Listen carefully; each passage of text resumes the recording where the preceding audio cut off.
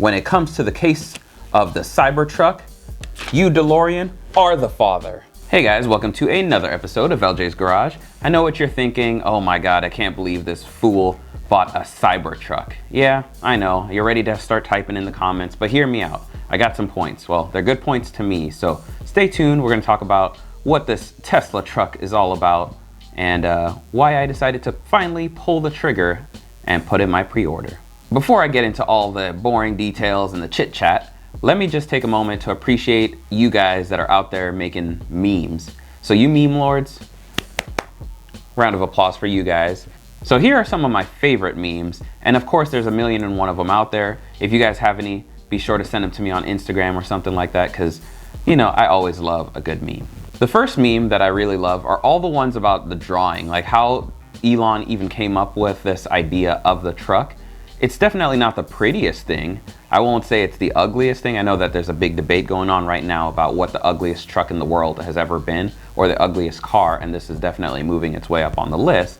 But I love these memes. They really kind of capture, I think, a lot of truth into how this car was designed. And if you're more on the natural side and trying to figure out how cars are made or where they come from, this one's one of my favorite. It's the DeLorean mating with a Pontiac Aztek. And the third spot is gonna be Baby Yoda. And I know that there's all you Star Wars fans are gonna tell me this isn't really Yoda, the Mandalorian, all that stuff. I don't really care. I'm not a huge Star Wars fan, but I'm calling this dude Baby Yoda, and I love the memes that have to go with him. The last one that's really got my attention is gonna be this Lara Croft PS2, PS1. I love all those memes about the old school video games or racing games from back in 2001 and 3.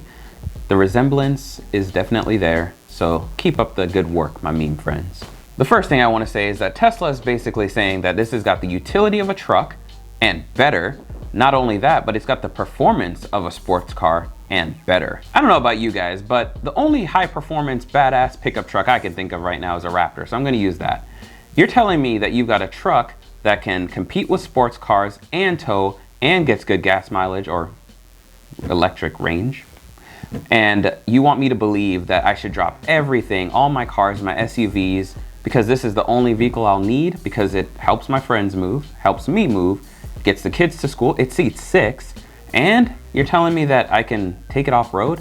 All right, now I know you're just messing with me, Tesla. Not only that, I can have a tent in the back?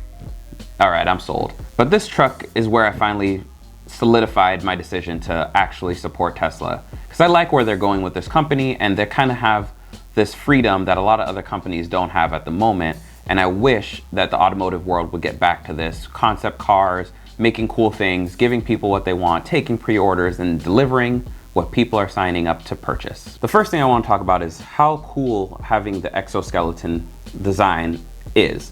And so you know that you're protected, car accidents, all of that stuff, it's gonna happen, it's just a part of life. Somebody's gotta be the unfortunate one to test these cars out. And so I like that Tesla's really going all the way and they're really concerned about safety.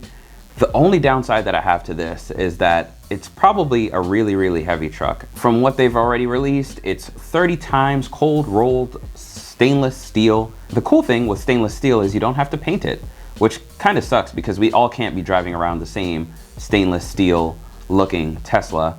But in the future, I'm sure that there's gonna be lift kits and all sorts of cool things and, you know, stuff that you can do to customize your Cybertruck. After that, let's talk about the armored glass. That's a really cool thing. Unfortunately, we all know how that went. They tried to demonstrate how strong this is, and let's just say things didn't go as planned. And I'm not quite sure I could stand behind that glass and have someone shoot at me. I'm not quite that confident yet, but it's a lot better than how Volvo's demonstration went when they tried to explain how, you know, their cars automatically stop and don't hit pedestrians. And some other things that really captured my attention. I love the fact that the tailgate has a ramp. I know it's probably not the first truck to have that, but it's not something that's very common to see. And with having a motorcycle, I love the option to be able to just do that. So that's a super plus. The other thing is being able to seat 6 people, also a win. The last thing is that I really like that you can have a tent, but I just like the way that Tesla's selling it. It's got me sold. I'm not even that outdoorsy. I probably won't go camping anywhere other than my driveway because I really don't like sleeping on the nature floor and doing all, well, I guess if I have a tent, I don't have to sleep on the floor. But anyways, I don't really like nature like that, but I do like having the tent because I can pull up to the beach or something like that and, you know, get off the floor and put a little mattress in there and do all that. It's glamping, as they call it. So we'll pull up this little Tesla fact sheet here and I'll go through some of the specs and breakdown. So let's talk about the 0 to 60 times. For the single motor, that one's about 6.5 seconds or a little bit around that ballpark. You got the dual motor that jumps up to 4.5 seconds, or I should say decreases to 4.5 seconds, and then the badass triple motor, that one's 2.9 seconds. As far as the range goes, at the bottom of the list, you've got 250 miles for the single, 300 miles for the dual, and then the tri-motor is 500 miles. So as you can see, these are pretty good specs, and there are 1,000,001 comparisons out there showing you guys versus an F-150 versus a Dodge Ram versus, you know, a Super Duty, all these cool things. So be sure to do your research and see how this actually compares. And embarrassingly, Ford just lost a tug of war to Tesla, and I don't know how they're going to recover from that. Some are saying that it's fake, but I'm thinking that Ford really truly lost that one because instant torque, I don't know if we can beat that yet. The other thing let's talk about the towing capacity. So for the triple motor, 14,000 pounds as mentioned. For the dual motor, we got 10,000 pounds, and then for the single, 7,500 pounds, which is solid. All of those features and specs are actually really, really good, really, really impressive. I think Tesla's on the right track. I love what they've done with the pickup bed itself, and they've changed it into what they call the vault. And that's so much better because, as you guys have noticed, the industry's moved towards SUVs. You've got enough room for your family, plus you've got better cargo area space than most sedans, unless you get like a 7 Series or a Lincoln Town Car or something like that. So now they're going to combine all of those things. You get the practicality of an SUV, but you get the space of a pickup truck. You get the fuel economy of a car, any of those Teslas. And then on top of that, you now have a pickup truck that you can tow things and move things. And then the one thing I got to point out too is that I feel like a lot of the truck manufacturers, other than like GMC, I'd say GMC makes some really awesome interiors. Chevy's getting there, and then yes, there's the High Country and all those fancy trucks, and then you've got the fancy Dodges like the Laramie Longhorns and all of that. So yes, there are really, really great interiors and fancy trucks out there, but I don't know if there's a truck that makes me feel so luxurious in the way that BMW, Audi, Volkswagen, all of them German manufacturers can make me feel. So Tesla has kind of an advantage here, I feel like. They're not using leather anymore, so that's always nice. It's great for the environment, you know, eco-friendly, all of that good stuff. And I really couldn't tell you the difference between fake leather and real leather.